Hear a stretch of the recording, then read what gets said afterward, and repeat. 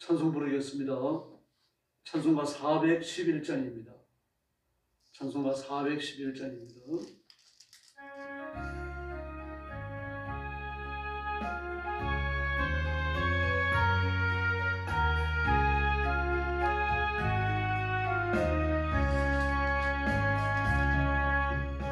내 마음속에 참된 평화 있네. 주 예수가 주신 평화.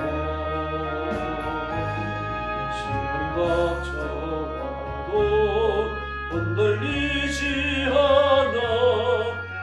귀하다 이 평안아. 주 항상 계셔 내 맘속에.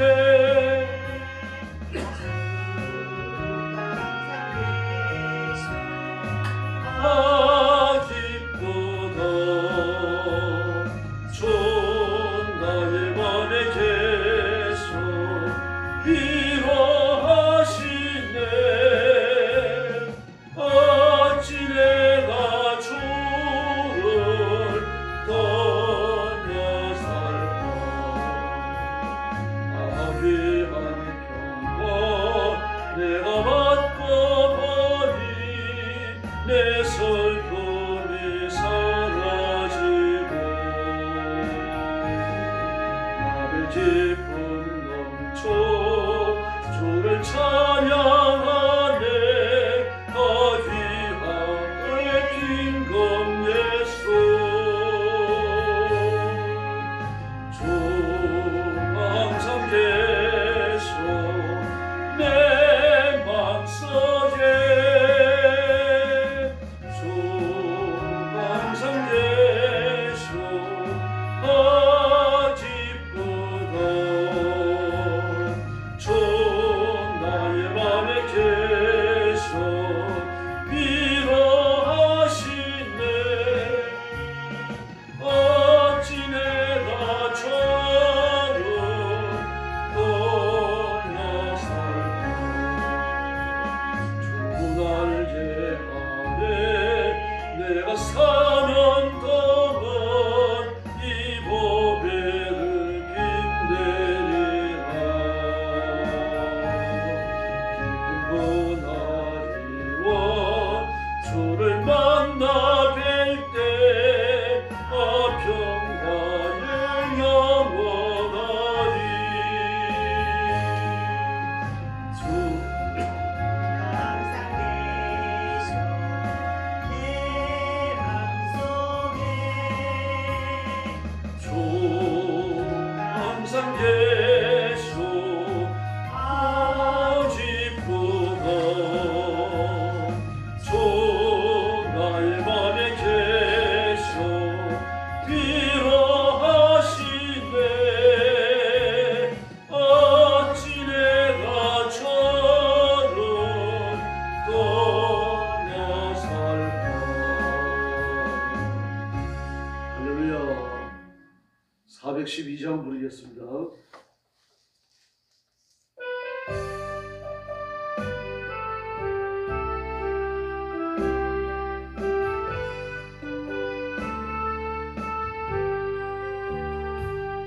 내 영혼에 걷히지 못해서 맑은 가라니 울려나네.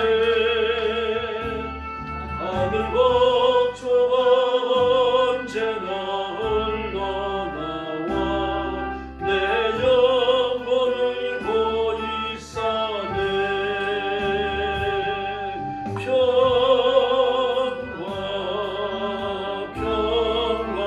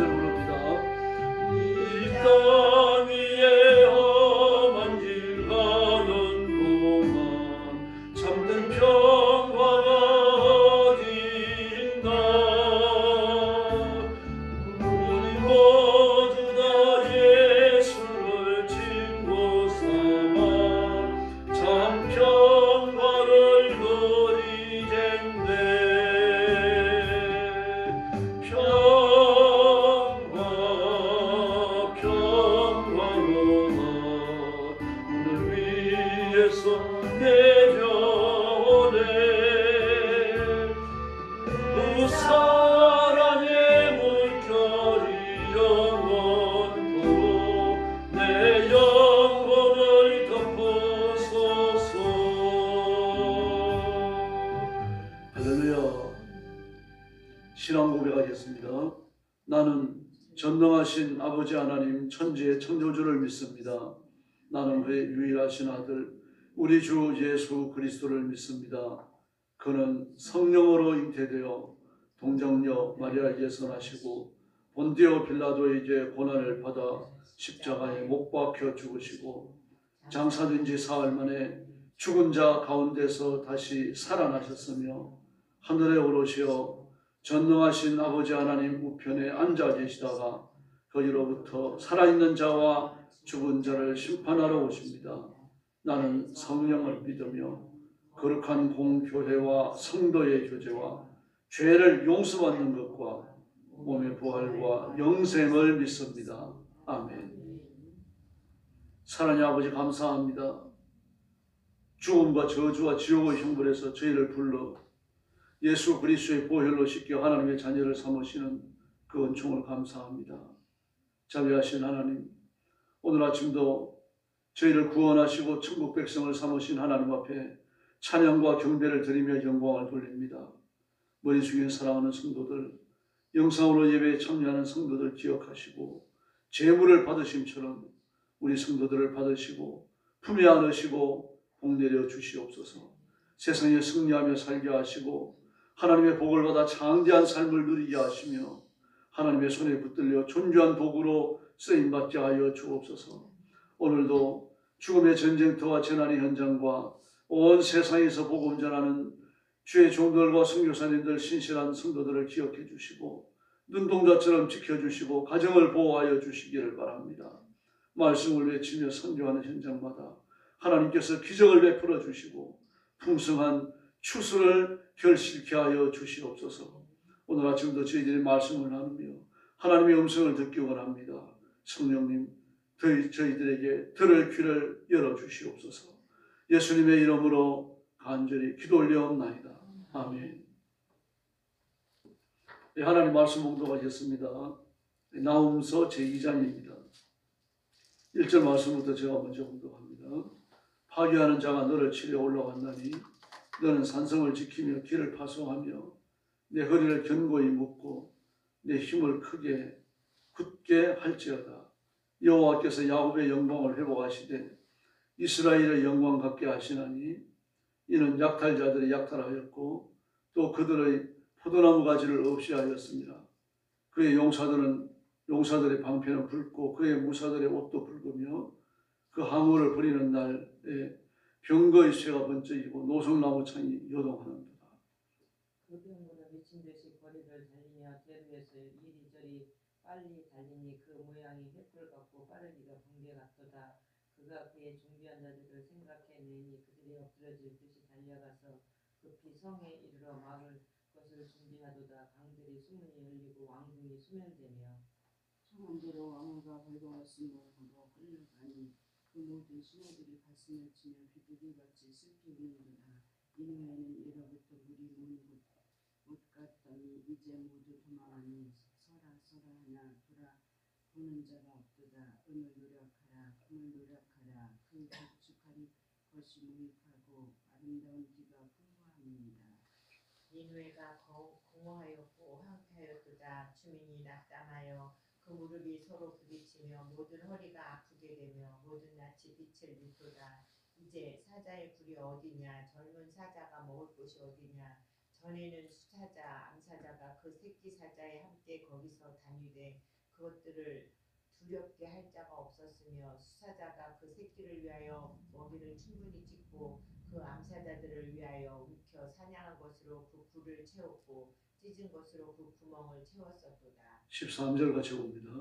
만군의 여호와의 말씀에 내가 내 대적이 되어 내 병거들을 불살라 연기가 되게 하고 내 젊은 사자들을 칼로 멸할 것이며 내가 또 내 노력한 것을 땅에서 끊으리니 내 파견자의 목소리가 다시는 들리지 아니하리라 하셨느니라.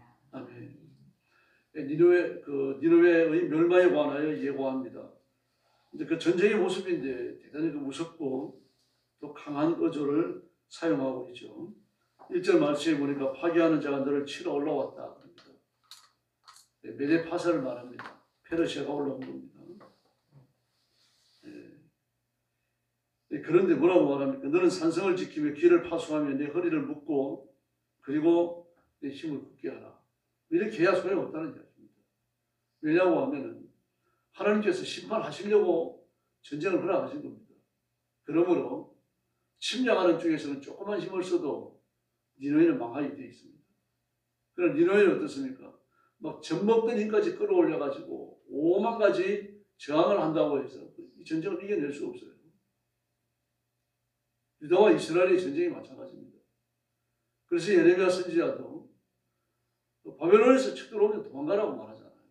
나라가 크기도 하지만 하나님이 이스라엘을 유다를 심판하려고 허락하신 전쟁이기 때문에요.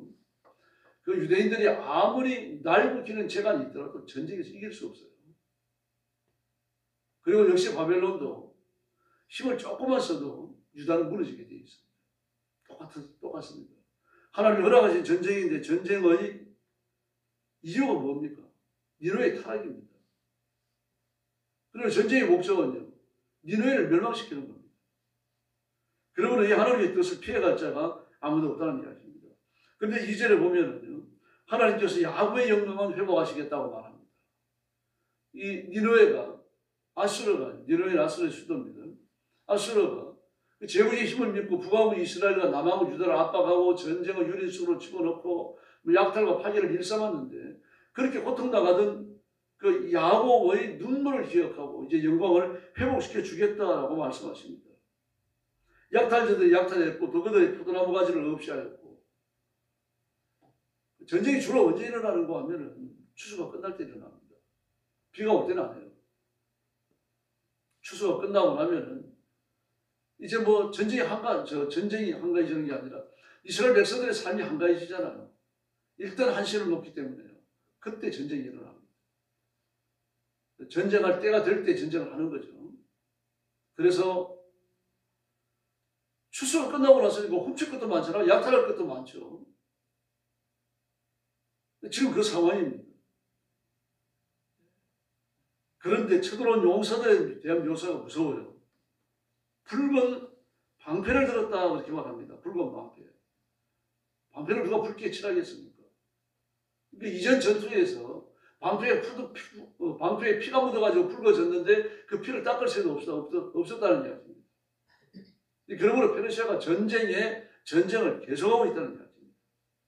무사들의 옷도 붉다고 말하죠. 그 항우를 벌이는 날에 병거의 쇠가 번쩍이고 병거를 무쇠로 만듭니다. 이 주머니에 부어갖고 만들어요. 부어갖고 만드니까 이게 부서지지도 않습니다. 그 병거 자체가 무기예요. 이걸 뭐 말 한 편이나 두 편에 매달아갖고 내달리다가 병사들에게 맞으면 그냥 튕겨나와서 죽습니다. 그런데 번쩍인다고 말합니다. 뭐 어떤 분은 쇠가 번쩍인다 그런 말을 하는데 쇠가 번쩍이는 건 아닙니다. 전쟁터에 오는 그 병거가 뭐 얼마나 광을 내가지고 이게 번쩍이겠습니까? 또 한두 대입니까? 그러면 여기에 번쩍인다고 하는 것은 광을 내서 그런 게 아니고 그 병거를 내달리다 보니까 그 밑바닥에 있는 땅바닥에 있는 돌과 부딪히는 겁니다. 그 철바퀴가요. 철바퀴가 돌로 부딪히니까 그 불꽃이 일 수밖에 없는 거죠. 그러면 아주 사납게 내달리는 것을 말하는 겁니다. 그냥 뭐 유람하듯이 이렇게 끌고 가는 게 아니죠. 지금 내달리면서 전쟁이 아주 참혹하게 벌어지고 있는 겁니다. 그래서 병거는 막 빨리 달리니 그랬습니다. 빨리 달리니. 그 모양이 횃불을 갖고 빠르기가 번개 같다 그렇게 말합니다. 막 이리 번쩍 저리 번쩍 하는 거죠. 그러니까 방어하는 쪽에서 병거를 방어해내지 못하는 겁니다. 병거를 방어하려고 하면 방벽을 쌓는 수밖에 없어요. 방벽을 쌓거나 아니면은 나무를 가지고서 방벽 흉내를 내는 겁니다. 앞으로 뼈조각이 깎아가지고 앞으로 내놓고, 다음에 뒤에는 그 나무 지지대를 만들어가지고 그 지지대 그 나무 끝에 뼈조각이 해가지고 이 땅 바닥에 박히도록 만드는 겁니다. 그 병거가 오더라도 그걸 치고 나갈 수가 없죠. 왜 그렇습니까? 말이 몰고 있으니까 앞으로 뾰족하게 나무 기둥이 나가 있으니까 그게 찍히면 뭐 말이 죽는 거죠. 그런데 막 이리 내달리고 저리 내달리고 모양이 획골하고 빠르게 번개갖고 이러는데 그칠 것이 없어요. 왜 그렇습니까? 병거 지지대가 없었다는 이야기입니다. 그러므로 전쟁이 창조가 일어나는 거죠. 하나님이 전쟁이 일어난다라고 예고를 하셨잖아요. 근데 예고를 잊을 때쯤 된 거죠. 다시 말해서 하나님의 말씀을 일상의 삶에 두지 않았던 거예요. 버렸던 거예요. 한번 회개하고 끝나버렸습니다. 이게 이제 니네를 파멸로 몰아넣는 영적 요인 중에 하나입니다. 또 그걸로 끝나면 강들의 수문이 열리고 이 니네 성이 만들어져 있으면 성벽이 이중으로 되어 있습니다. 그러니 이게 뭐 1년 안에 지어진 벽이 있어서 성이 아니죠. 수십 년 걸려서 됩니다. 그래서 성 바깥으로 나가면 해자라 그래가지고요. 넓이가 보통 10m 정도 되는 큰 강을 만들어요. 큰 강을 만들고 간이 물을 그득히 채웁니다. 그리고 그 위에 성으로 들어오는 물을 4개 정도 만듭니다. 그리고 낮에는 이걸 열어놨다가 밤에는 끌어올려가지고 물을 닫아버리죠. 그럼 건너오려고 하면 해자를 건너야 됩니다. 강을 건너야 돼요. 그 성 위에서 기다리고 있다가 화살을 쏘면 꼼짝없이 당하는 겁니다. 또 돈이 있는 그런 곳은요. 그 강 이쪽 저쪽에 큰 불을 놓습니다. 뺑 돌아가면서 태울지 말아야 되는 거죠. 돈이 많아야 되는 겁니다. 큰 불을 놔갖고는 그 건너오는 것 자체를 힘들게 만들어요. 건너왔다고 하더라도요. 성문을 누가 열 겁니까? 성벽이 또 2개나 있습니다. 이 너네가 남궁벌레 요새입니다. 그런데 뭐라고 그래요? 강들의 수문이 열리고 수문이 열리고 해자의 물이 다 빠져버렸다는 거예요. 해자의 물이 다 빠져버리고 나니까 어떻게 됩니까? 그럼 마른 땅처럼 내달아가지고 성문이 열리고 성벽이 부서지는 거죠. 하나님이 니네를 멸망시키기로 아예 작정을 하신 겁니다. 아무도 도망을 못 갑니다. 정한 대로 왕후가 끌려갑니다. 옷까지 다 벗겨갖고 정한 대로 하나님이 이를 정해놓으셨다는 거죠. 이렇게 니네가 파멸하는 것을 하나님께서는 전부 다 정해놓으셨고 정해놓으신 대로 된다는 이야기입니다. 은을 노력하여 금을 노력하여 그 저축한 것은 무한하고 아름다운 길과 풍부합니다. 니네가 잘 살았거든요. 왕이 사는 도성이죠. 그러나 아수르는 그 당시 제국이었습니다. 많은 식민지를 가지고 있었고 식민지에서 가지고 올라오는 그 바치는 조공 말입니다. 세금이 얼마나 됐겠습니까? 그걸 왕궁에 전부 다 쌓아뒀는데 다 뺏깁니다. 뭐 전쟁에 졌는데 뭐가 남겠습니까? 그리고 나니까 10절에 보니까 니느웨가 공고하고 황폐하였다라고 말합니다. 주민은 낙감하고 그 무너에 서로 부딪히며 아마 기절에 죽은 사람도 하나둘이 아니고 뭐 그 전쟁 와중에서 말입니다. 차에 찔리고 뭐 이런 사람들이 한둘이 아닐 겁니다. 그러면서 페만이 완화의 다른 묘사를 합니다. 11절에 보니까요. 사자굴이 어디냐? 젊은 사자 먹을 곳이 어디냐? 라고 말합니다. 사자인데 먹을 게 없습니다. 젊은 사자가 없습니다. 전쟁이 일어나서 젊은이가 다 죽은 거죠. 칼을 빼는 건 20살부터입니다. 물론 전쟁이 일어나면 그 이하의 나이도 징집합니다만 보통 평화의 때에 20살 이상을 징집합니다. 그런데 그 젊은 사람들이 다 죽었어요. 그 많은 먹이로 사자가 사는 굴마다 채워놨다고 말합니다. 그런데 다 빼앗겼죠. 니느웨가 그렇게 잘 살았습니다. 그래서 13절 말씀에 보니까 내 파견자의 목소리가 다시는 들리지 아니한다. 너를 위해서 내가 파견했던 선지자의 소리가 다시는 들리지 않는다. 많이 없어졌는데 갈 선지자도 없는 거죠. 그래서 13절에 보면은 나 만군의 여호와가 내 대적이 되어 그렇게 말합니다. 내 대적이 얼마나 어리석습니까? 사람과 사람이 척이 지더라도 스트레스가 보통이 아닌데 하나님과 척이 지고 하나님이 대적이 되어 있습니다.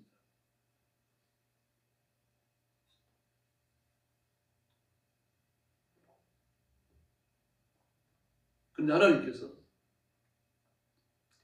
작정을 하시면 이렇게 도시 하나가 망하고 나라 하나가 망하는 건 잠깐 사이에 이루어집니다. 그럼 하나님이 허락지 아니하시면 이런 일은 결코 일어나지 않습니다. 그런데 하나님께서 내가 내 대적이 되어 그랬습니다. 죄 때문이죠.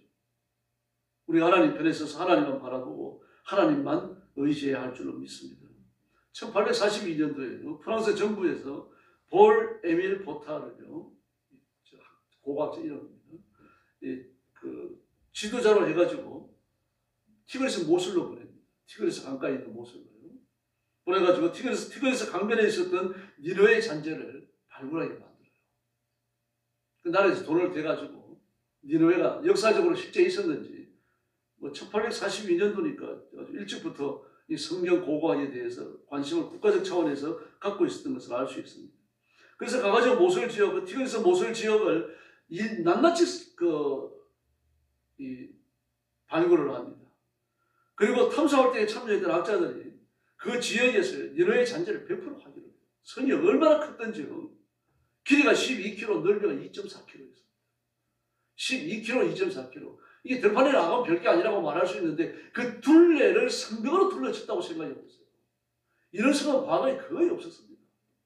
길이가 12km, 넓이가 2.4km. 한양 도성도 이만큼 안 돼요, 여러분. 이 절반도 안 됩니다. 이제 큰 성이었어요. 그리고 발굴되어지면서 사람들이 막 혀를 내둘렀습니다. 전부 부서진 이런 무기들 말입니다. 그 무기들이 한 곳에는 많이 산처럼 쌓여 있습니다. 긁어다가 그곳에 갖다 놓은 거죠, 그러니까 사람들이. 그 니느웨가 망했더라도 사람이 살아야 되니까 그걸 전부 다 긁어 모아가지고 한 곳에 모아놨는데 마치 무덤이 발견되는 것처럼 그 무기들의 그 산처럼 쌓아놓은 무기 더미가 발견이 되는 겁니다. 그리고 얼마나 치열했던지요. 부서진 이 병거까지 발견이 되어집니다. 병거가 부서질 정도니까 병거가 부딪힌 거 아닙니까? 그럼 사람은 어떻게 될까요?